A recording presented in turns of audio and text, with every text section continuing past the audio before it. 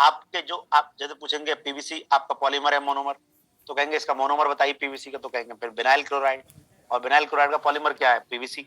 इसी तरीके से पॉलीस्टायरीन का भी स्टायरीन है, ये आपके पॉलीमर में रहेंगे। फिर आएंगे हम सेकंड आपके चैप्टर में।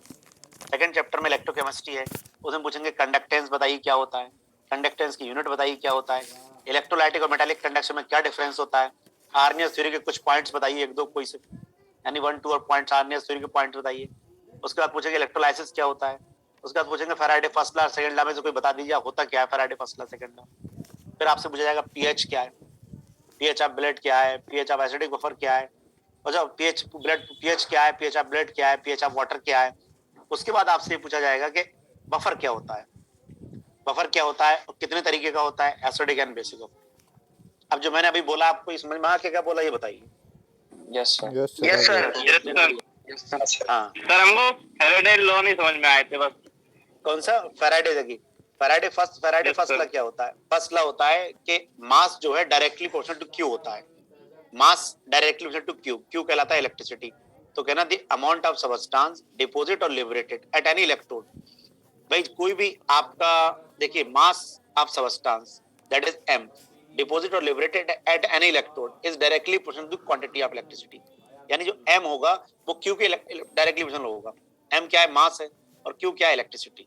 ओके, तो according to Faraday first law the mass of substance deposit और liberated at any electrode is directly proportional to the quantity of electricity. Okay, देखिए ऐसा होता है जब आपका सोल्यूशन होता है तो उसमें कटायन अनायन होते हैं, तो कटायन अनायन अपने इलेक्ट्रोड पे जाते हैं, जो कटायन अनायन अपने इलेक्ट्रोड पे जाएंगे जो डिस्चार्ज हो जाएंगे न्यूट्रल हो जाएंगे, तो उस वक्त उसने इलेक्ट्रोड ने कितना डिपॉजिट किया कितना लिबरेटेड किया मास, वो मास इलेक्ट्रिसिटी के डायरेक्टली प्रोपोर्शनल होगा। ये कहा था फैराडे फर्स्ट लॉ। और सेकंड लॉ में क्या कहा था?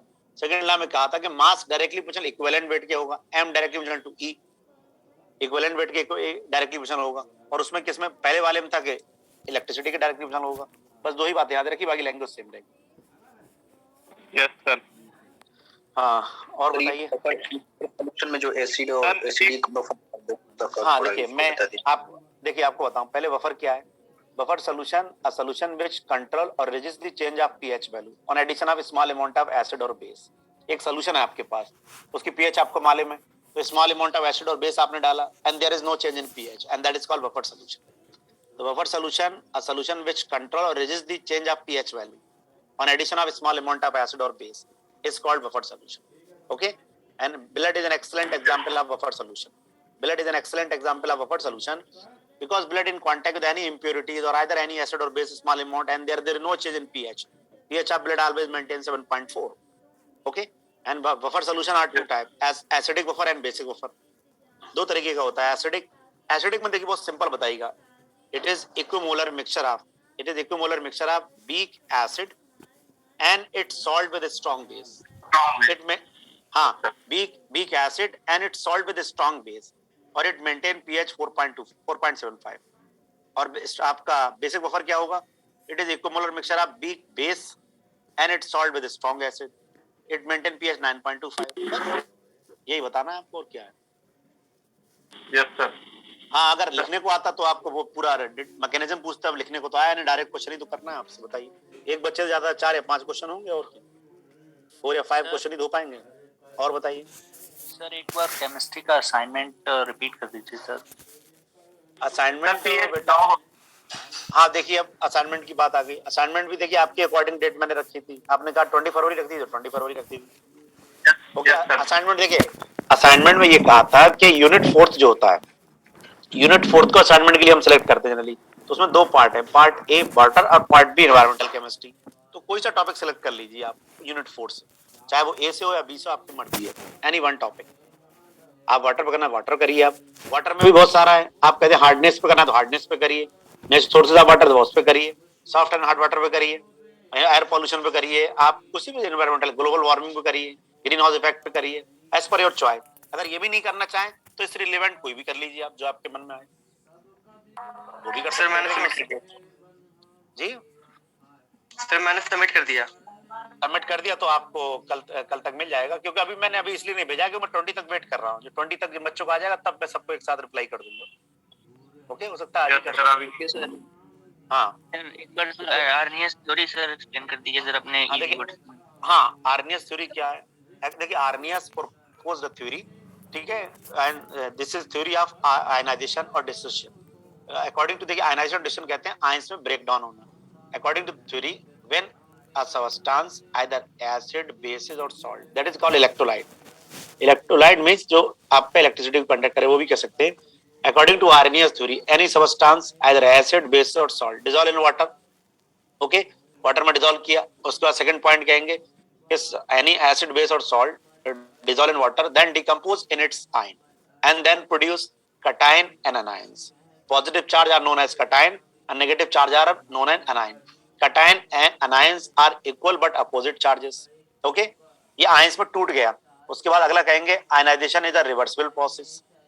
ओके, आयनाइजेशन एक रिवर्सिबल प्रोसेस होता है। और उसके बाद सर, हाँ इसमें में सर 2 यूनिट आ रही है। हाँ 2 यूनिट आएंगी टोटल। Okay sir. ओके, तो अब कोई भी 2-3 पॉइंट्स बता दीजिएगा जो पूछे हम। ज्यादा देखो वाइवा हो रहा है ना, तो वाइवा में तो इतना ज्यादा नहीं पूछा सकते ना, एक लिमिट होती है। फिर भी मैंने आपको काफी ब्रीफ कर रहा हूँ, तो देखिए सब तो बता ही चुका लगभग, पूछ ही रहे हैं बन भाई बना हम। अब नोमेनक्लेचर वाला देखिए, नोमेनक्लेचर में तो ये है कि आप डायरेक्ट तो लिख नहीं सकते, क्योंकि आपको आप कैसे दिखाना पड़ेगा, स्क्रीन पे लिख के वो छोड़ दी, कोई ऐसी बात नहीं है। आइसोमेरिज्म पढ़ लेना थोड़ा सा, जो को बोल सकते हैं आप, ओरल प्रेजेंटेशन है ना ये। और बताइए सर पीएच लॉग के ऊपर जो सवाल थे वो नहीं समझ में आया। हाँ देखिए, ये कैलकुलेशन तो नहीं आएगी आपकी। कैलकुलेशन देखिए बेटा, बोर्ड क्वेश्चन होता है एग्जाम पेपर कॉपी में लिखने वाला, तो कैलकुलेशन आती है, क्योंकि यहाँ वो है पीएच में। देखिए बस सिर्फ लॉगरिथम वाला सवाल है। मैं आपको डायरेक्ट कहें तो मैं एक बार समझा दूं, स्क्रीन शेयर करूं? Yes sir. Yes sir. हाँ तो जी सर। मैं अभी शेयर कर रहा हूँ। देखिए जो पूछना है पूछ लीजिए, तो कल को मत कहिएगा कि नंबर कम क्यों आए थे, ठीक है। ओवरऑल परफॉर्मेंस होगी बेटा। देखिए आपका असाइनमेंट है, मिड सेम है, इवन आपकी क्लासेस हैं, आप कितना रेगुलर हैं, कितना सिंसियर हैं, कितना रिप्लाई करते हैं, नहीं, सब चीज का रोल प्ले करता है मार्क्स में। ये नहीं कि पर्टिकुलर एक ही चीज का होता है।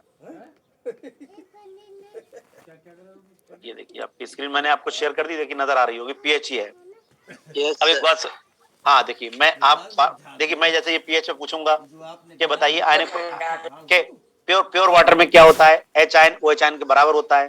प्योर वाटर में एच आयन कितना होता है, 10⁻⁷, ओ एच आयन में ये होता है। और आयनिक प्रोडक्ट क्या होता है, 10⁻⁷। अब पूछेंगे पीएच अगर लेस देन 7 होगी तो क्या होगा, एसिडिक, मोर देन 7 बेसिक और 7 न्यूट्रल, क्योंकि सब पूछ सकते हैं। PH of blood, our body works, ये तो पढ़ना ही पड़ेगा आपको थ्योरेटिकल।